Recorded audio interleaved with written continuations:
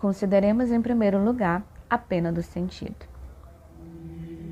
É de fé que existe inferno. No centro da terra se encontra esse cárcere destinado ao castigo dos que se revoltaram contra Deus. Do que se trata o inferno? É um lugar de tormentos. Desse modo, o rico condenado denominou o inferno lugar de tormentos, onde todos os sentidos e faculdades do condenado hão de ser o seu próprio tormento. E quanto mais alguém tiver servido de determinado sentido para ofender a Deus, tanto mais neste sentido será atormentado. Cada um é punido com o instrumento do seu próprio pecado. A visão. A vista será atormentada com trevas, aquela terra tenebrosa e coberta da escuridão da morte. Que compaixão nos provoca ao ver um pobre homem estar encerrado em uma fossa sombria, enquanto vive ali por 40 ou 50 anos de sua vida. Pois o inferno é uma cova fechada por todas as partes, onde jamais entrará um raio de sol ou qualquer outra luz. O fogo que sobre a terra ilumina fará tudo escuro no inferno. Explica São Basílio que o Senhor separará a luz do fogo, de modo que o fogo terá o ofício somente de queimar, mas não iluminar. Isto explica, mas brevemente, Santo Alberto Magno. Separará do calor o resplendor. O mesmo fumo que sairá deste fogo irá compor a espessa nuvem de trevas, da qual fala São Judas, que cegará os olhos dos réprobos, para quem está reservada uma tempestade de trevas por toda a eternidade. Diz Santo Tomás que os condenados está reservada a luz que seja suficiente somente para mais atormentá-los. Uma luz que permita ver somente aquilo que lhes atormenta.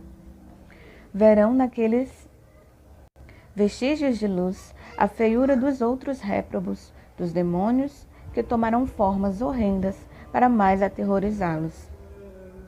O olfato. O olfato será atormentado. Qual pena não seria encontrar-se encerrado em um aposento, onde jazem um cadáver em putrefação? O que esses cadáveres exalariam fétidos? O condenado deve permanecer em meio a outros milhões de condenados, vivos para a pena, mas cadavéricos, no que se concerne à pestilência que exalam. Diz São Boaventura que, se o corpo de um condenado fosse retirado do inferno, bastaria para fazer morrer com a sua pestilência a todos os homens. E ainda dizem alguns insensatos: se for ao inferno, não irei sozinho. Miseráveis, quanto mais estiverem no inferno, tanto mais serão atormentados. Diz Santo Tomás: a companhia de outros desgraçados não alivia, antes aumenta a desventura em geral. Muito mais sofrerão, reitero, pela fretidez asquerosa, pelos gritos e pela estreiteza, posto que estarão no inferno um sobre o outro, como ovelhas empilhadas em tempo de inverno. Em verdade, estarão como uvas, espremidos sob o lagar da cólera de Deus. A audição. Será atormentado o ouvido, com contínuos gritos e choros daqueles pobres desesperados. Os demônios farão contínuos estrondos. O zumbido do terror amedronta constantemente os seus ouvidos. Que angústia não é quando se deseja dormir, porém se ouve um enfermo que continuamente se lamenta, um cão que late ou um bebê que chora. Míseros condenados terão de ouvir continuamente, por toda a eternidade, aqueles ruídos e os gritos daqueles atormentados. A imobilidade. Haverá também o tormento da imobilidade. tornam-se imóveis como uma pedra, da maneira como o condenado cair no inferno no último dia, assim deverá permanecer, sem que lhe seja dada mudar de posição, nem mesmo poder mover um pé ou uma mão, enquanto Deus for Deus. A gula.